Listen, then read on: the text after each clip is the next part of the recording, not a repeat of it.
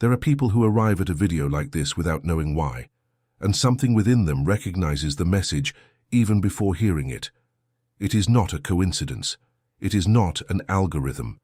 It is the psyche doing what Carl Jung called synchronicity, that silent arrangement by which the unconscious summons at the exact moment needed what the soul needs to hear.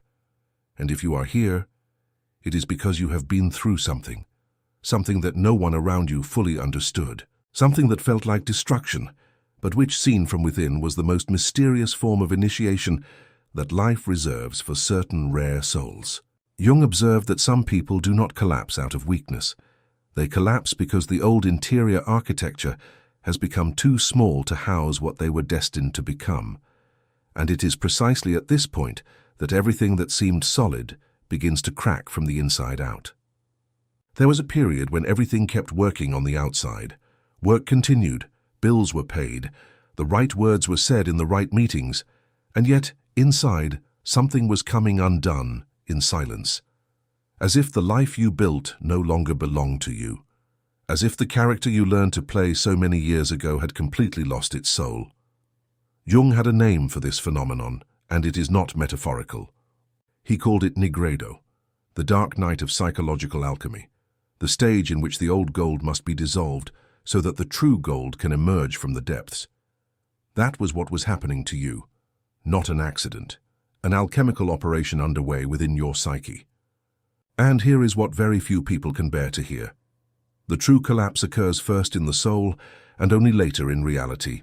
When external reality finally crumbles, the relationship that ends, the job that falls apart, the health that falters, the friendship that reveals itself to be empty. It is just the material echo of something that had already crumbled inside you long before. The soul collapses in silence. It smiles in photos. It meets deadlines. And it dies little by little, unwitnessed. But if this has found you today, it is because something inside you refused to keep dying. And I want you to hold on to one word. If this phenomenon has found you, if you recognize this silent process of nigredo within your own story, comment below the word nigrido. Just that word. May it function as an archetypal seal, a recognition that you are not going through this alone. Jung observed that the first thing to collapse during this process is never the essence. It is the persona. And here we need to go deeper. The persona, in a Jungian sense, is the mask, not in the sense of a deliberate lie, but in the sense of social adaptation. It is the character you built since childhood to be accepted, loved, approved of, tolerated. It is the palatable version of yourself, polished, trained, fitted into the expectations of others. For years, this persona worked. It brought security. It brought belonging. It brought success. But Jung knew something that few have the courage to admit. Every persona has an expiration date, and when it expires, the mask begins to suffocate whoever is beneath it. The most painful moment of the process was not when everything fell apart. It was when you realized that a large part of the identity you defended for decades was never truly yours. They were inherited expectations. They were family roles. They were imposed beliefs that you mistook for personal convictions. It was the desperate need for approval disguised as purpose. And when this castle of borrowed images finally fell, a terrible question took hold of you.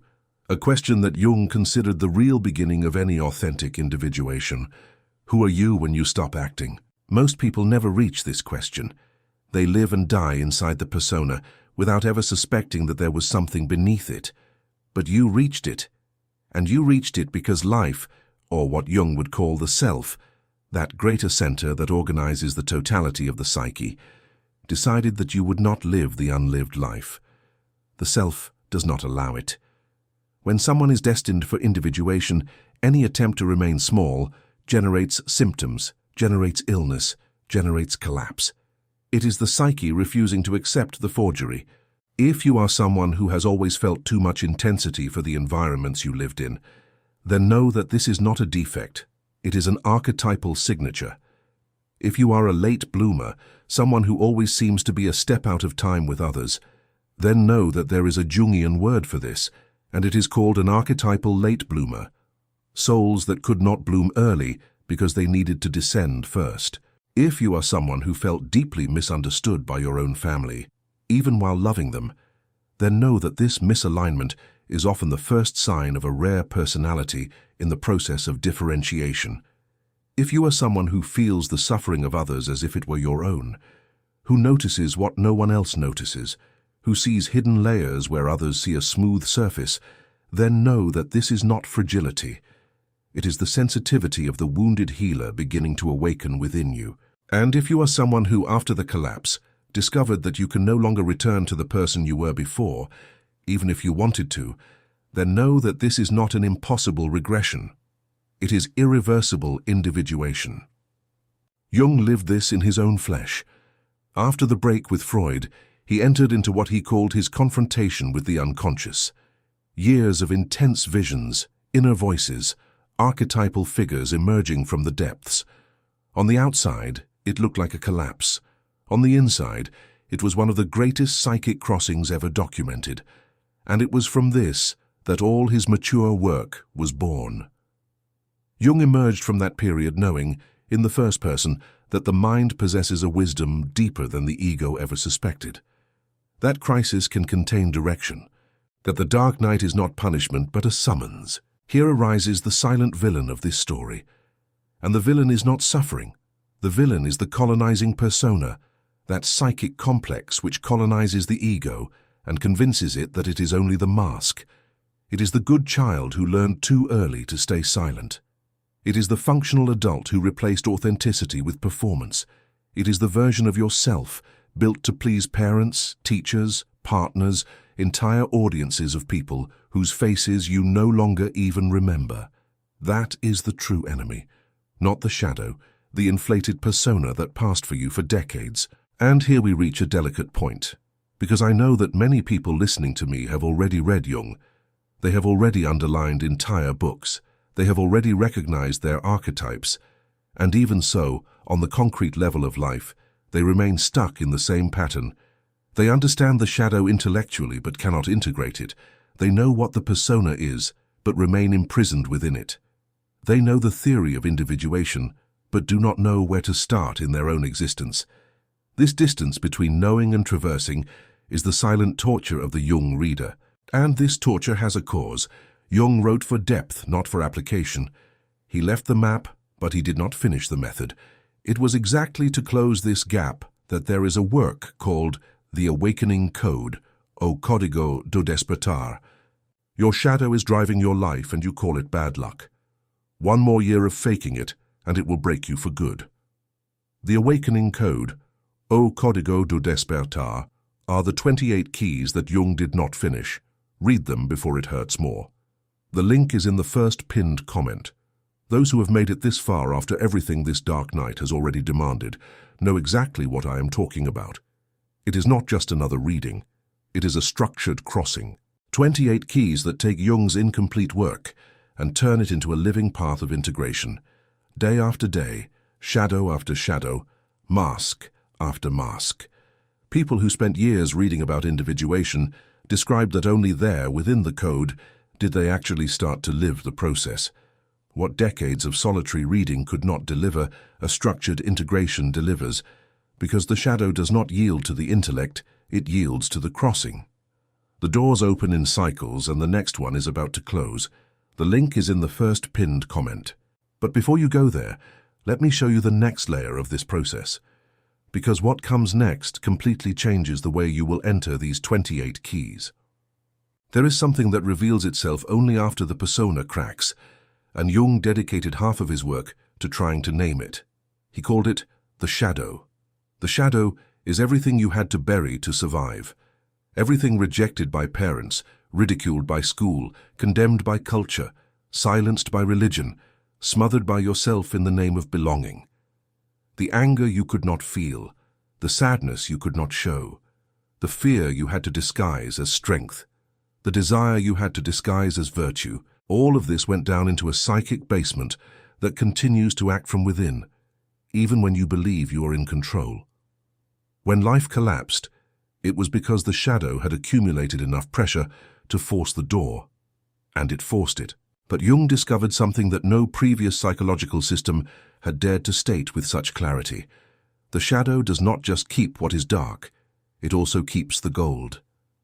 Jung called this the golden shadow. Everything you had to bury was not just fear or anger. It was also your most original voice. It was your oldest strength. It was your wildest creativity. It was the talent that scared the people around you. It was the sensitivity that no one knew how to welcome. It was the shine that had to go out so the house could remain at peace. What you buried to survive also contained the best of you. And the collapse came precisely to return this buried part to the surface. This is why after the dark night, the ego enters a crisis. The story you told yourself no longer works. The prepared phrases lose their meaning. The old goals seem hollow. You look in the mirror, and you no longer know who that person is, not because you are lost, but because the old ego is dying so that something broader, what Jung called the self, can begin to manifest as the real center of your existence. The ego does not disappear. It is dethroned from a function that was never its own. It ceases to be king to become a servant. And in the middle of this silent demolition, something begins to appear, not with a bang, with presence, a consciousness that observes everything, that was there before the collapse, during the collapse, and is still there now.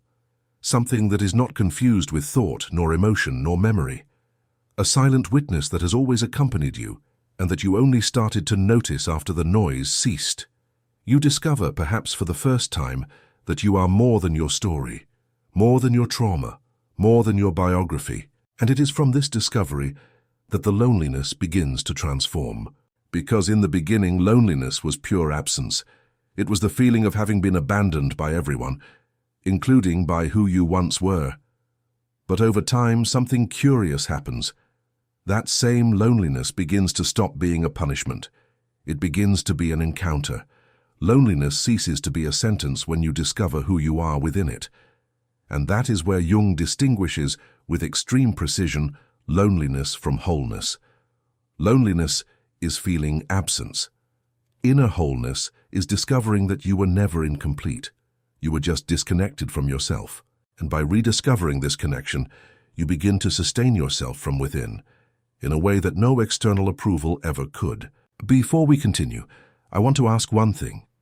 If you feel that you are alive enough to recognize this crossing, write in the comments the following phrase: I integrate what was buried. Not as an empty affirmation, as an archetypal declaration, as a silent commitment to the process that has already begun in you.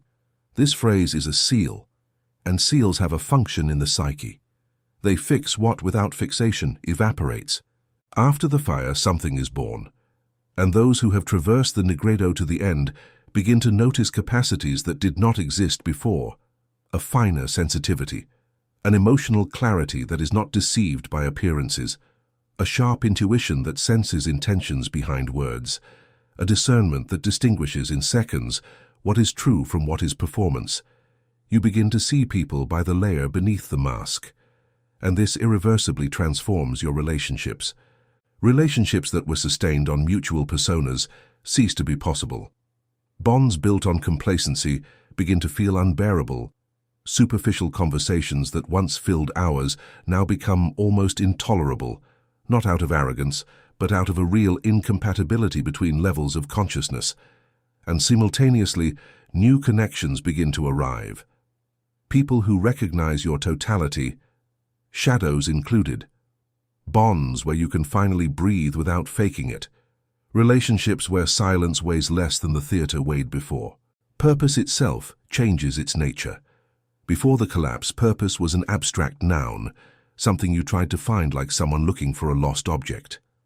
Afterward, purpose becomes a verb, a posture, a way of being.